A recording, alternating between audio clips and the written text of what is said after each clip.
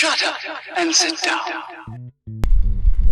Hey guys, so I know I'm in the middle of my Erie Canal Tour series. In fact, as I'm filming this, I just recently posted day 6 of the Erie Canal ride and shared it on the Facebook pages. I'm still going to post those. I've got 4 more days of those because it was a 10-day ride. I've also got the video coming up of setting up the tent and a video coming up of how I did my laundry while I was on the campsite using a dry bag. But today, because it just became available, I am doing a comparison video comparing the GoPro Hero 8, the Osmo Action, the GoPro Hero 7, and for scientific method, I'm also using the GoPro Hero 5 with absolutely no stabilization, all 4K 30 frames a second, just to see which one looks better and if it's worth buying. I'm also going to see if the external microphone adapter that I already have for the Hero 5, which I know works for the Hero 7 because I've tested it out in previous videos, works for the Hero 8. Because if it doesn't, then to add an external microphone for the Hero 8, you are going to have to pony up an extra $80 for the external case. And that adds up because you got to pony up an extra $80 for the external case. Then if you want the view screen, that's another $80, which the Osmo Action already has built in. And you can get an audio adapter for the Osmo Action for around $30. And you can use the same audio adapter that the Osmo Pocket uses with the Osmo Action. It just sticks out a little bit long. Okay, so I am at the area with the bumpy patches where I always film these kind of tests, and I'm about to start filming.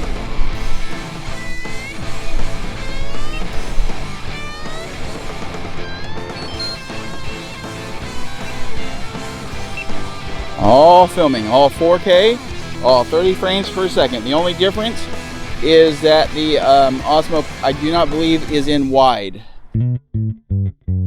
I didn't want to take your honor away. You're just another toy to me, discarded prey. And I didn't want to hear you crying today.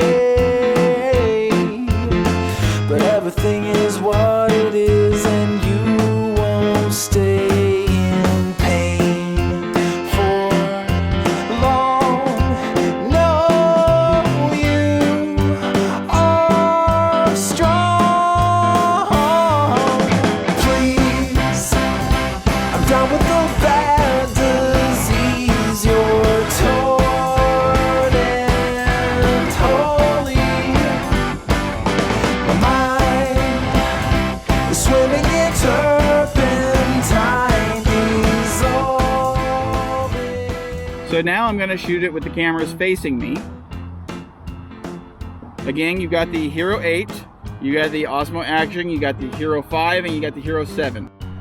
This is useful if you're a vlogger, especially if you're a cycling vlogger, like I am. This is the one where the Osmo Action, I believe, is going to have the distinct advantage for this one very simple reason. And check this out. Screen switch. And there I am, holding the Osmo Pocket, looking at the Osmo Action, looking at the Osmo Pocket, looking at the Osmo Action, looking at the Osmo Pocket, going back and forth, back and forth, back and forth, until eventually somebody sees the face of God.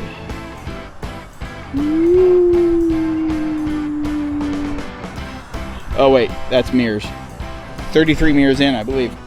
But you don't have that with any of these. With the new Hero 8, you can get a screen that flips up here, but again, that's $80. And in order to use it, you also have to have the $80 case. So you're looking at spending another $160 plus tax on top of the $400 plus tax that you already spent on the Hero 8.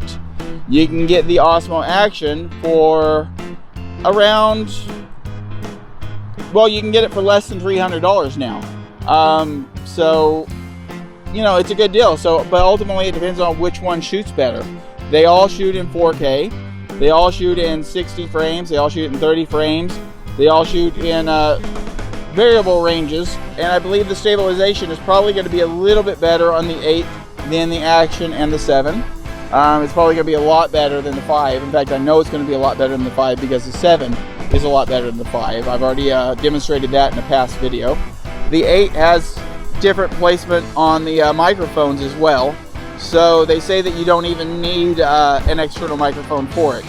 So I'm curious to see how well I sound in this video, talking directly at the microphone. It's not exactly windy right now, but when I'm riding there is a little bit of induced wind, but we'll see about that as well. Anyway, so now I'm going to try this, and for comparison I'm going to have the Osmo Pocket looking at me as well, handheld of course.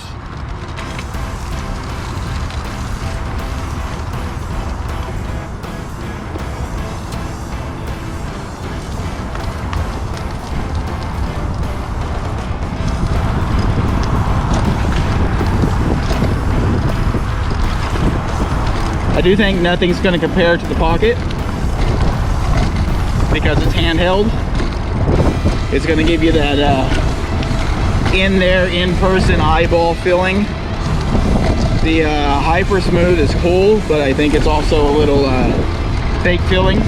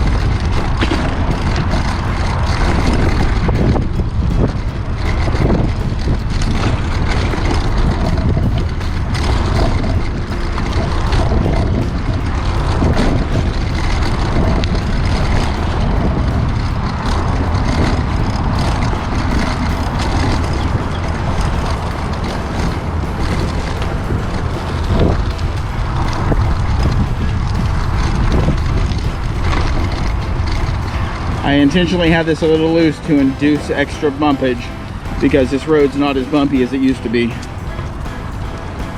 And they completely fixed this road, or this driveway. It's nice and smooth, which is nice if you work here. It's not so good if you ride here looking for bumps so that you could test out the smoothness of digital cameras.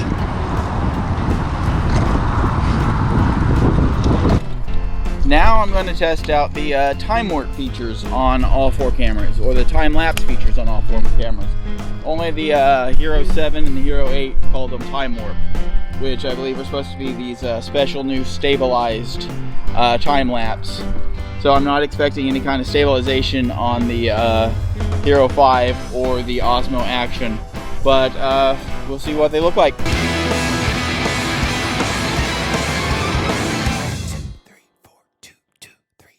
I'm down with the fantasies, your torn and holy. My mind is swimming in turns, dissolving slowly.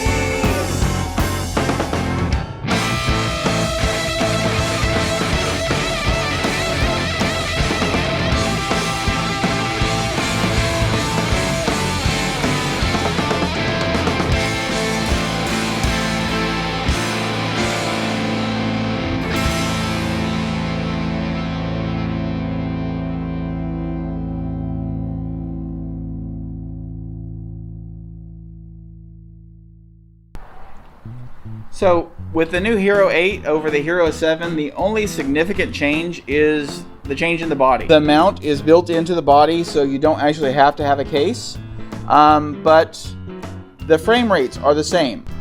So let's look at the specs of these cameras. They all shoot in 4K up to 60 frames per second. If you take any of them past 60 frames per second, they all go out of 4K. None of them will shoot in 120 or 240 in 4K. You have to take them out of 4K. To shoot in 240 in all of them, you have to be in 1080 to shoot in 240. None of which has stabilization in 240.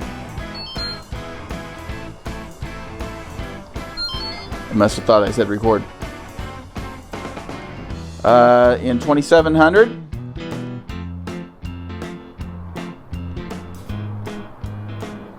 in 4K you can shoot up to 60 frames in rocksteady.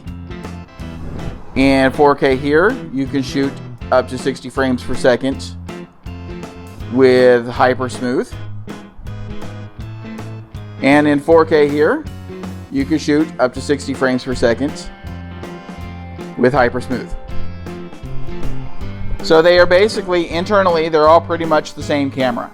The only difference is the bodies and the displays. So these pretty much, the Hero 7 and the Hero 8 pretty much have the same displays, slightly different body.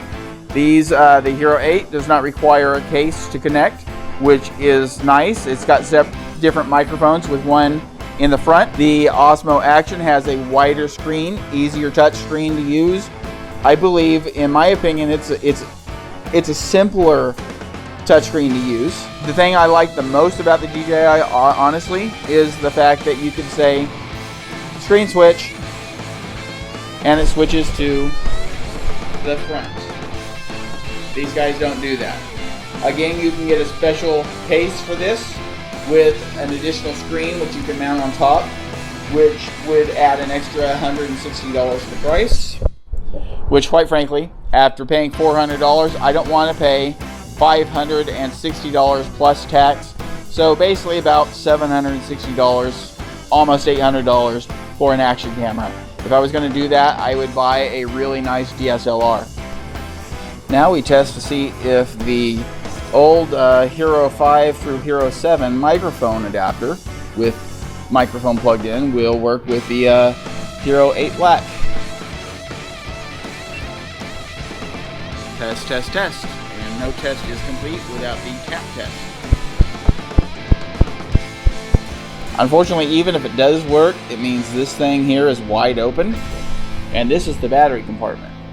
So that's could be an issue because, you know, you'd probably want to take that thing off to use this.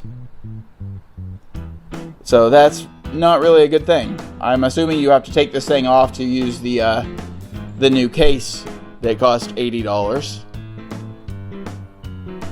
Wouldn't know how else you would use it. So like, comment, share, and subscribe. Have a great day, and keep an eye out for my other Erie Canal vlogs. They're coming up. I believe I have 4 more coming up. Episode 7, 8, 9, and 10. I also have episodes setting up the tent, the campsite, and an episode on how I wash my laundry using a dry bag. Hope you enjoy them. Hope you enjoyed this video, and see you later. Bye. I'm done with the fantasies.